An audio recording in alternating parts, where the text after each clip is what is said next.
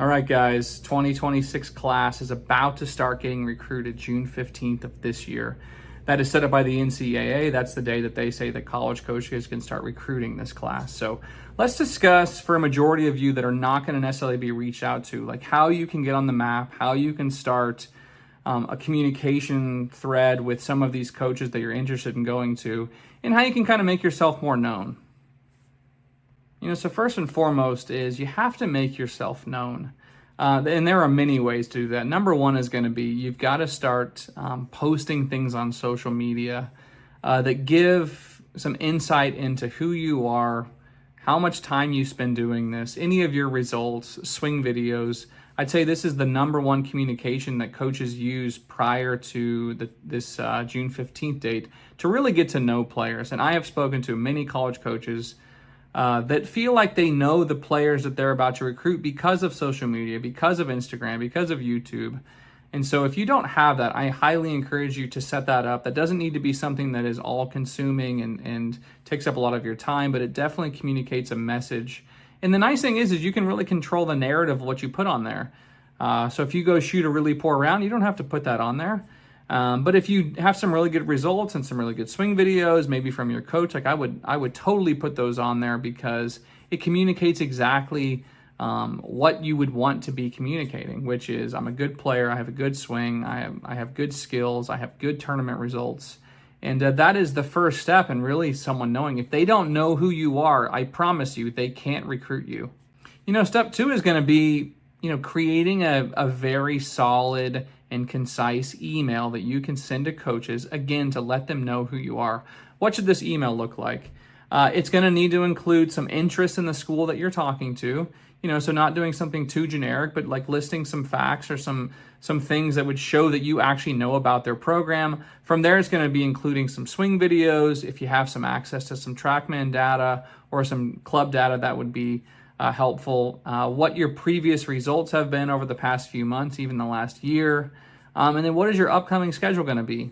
If these coaches are interested in you, these are the things that they're going to be asking. So putting that in a concise, clean email is definitely going to further that conversation much, much faster versus having to, make a coach go and research or dive in to try to find all that information. And step three, which I would say this is the one that's done the least, is doing some type of communication via phone. You can find through many channels these coaches' phone numbers. So one, sending a text would be a good idea, saying, "Hey, coach, I just sent you an email. This is Andrew Lewis from Dallas. I'd love to set up a phone call with you." And then actually have that phone call. This is your chance to really show that you are a very smart, communicative, very aware teenager, that they would be lucky to have you on the team because of how well you present yourself. So I would say if you can set up a phone call, that is a huge, huge win. I recommend that you practice having a phone conversation heading into this. I've had many juniors that have done this, and it's really served them well to feel like they are confident on the phone and they have the right questions they want to ask. Because you don't want to be the only one. You don't want the coach to be the only one asking questions. You definitely want to be asking some questions. Because again, asking questions shows interest. And another thing that you really want to be aware of is trying to set up a visit, whether it's an official or an unofficial visit, like making the coach know that you are interested in coming to the university, checking out their facilities, wanting to meet them in person. Again, most kids are not going to put that out there. So if you can do that, that is definitely a separator, because I know this. Coaches want to recruit kids that want to go to the university. And so if you show all that interest, if you contact them, if you email them, if you have a phone conversation, and you try to set up a visit, there's no way that they're not going to have some interest in you. I always tell kids to put themselves in the coach's shoes. How do they pick who they're going to pick? Obviously, they want to get a good player, but they also want to get a really good teammate, and they want to get someone who has good academics. They want to get someone who's going to be a good resource to the team.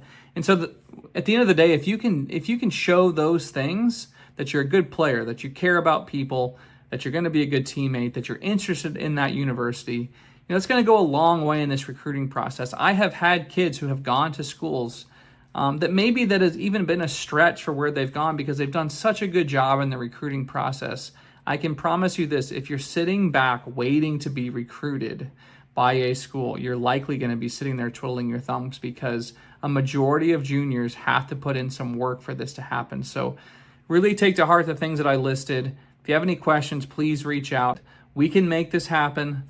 Even with the scores that you're likely shooting, there's somewhere you can go. We just have to do some work, and it has to be very guided and clear. And I promise that we can find you a place to go if you are a diligent worker.